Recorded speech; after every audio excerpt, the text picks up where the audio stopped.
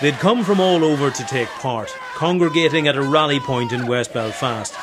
This was about language rights, but it was also about respect. We want to speak Irish. Why should that be a problem? We should have the same rights and entitlements as every other person in this country. We want to show people here across the country that the Irish language community is alive and vibrant.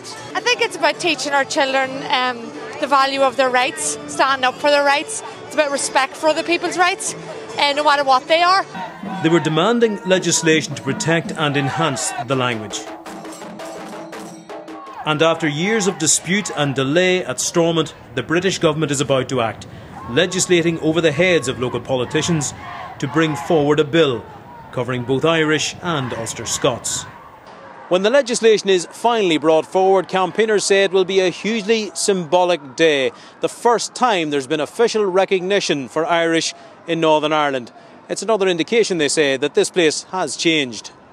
The trajectory of the Irish language community is only going in one direction, and that is up. And with this legislation, it gives us an even better opportunity to build the infrastructure that we have in our communities, but also build state infrastructure to support those who are seeking services, who are seeking to live their lives through Irish. Irish speakers from the unionist community were also represented. The language belongs to everybody.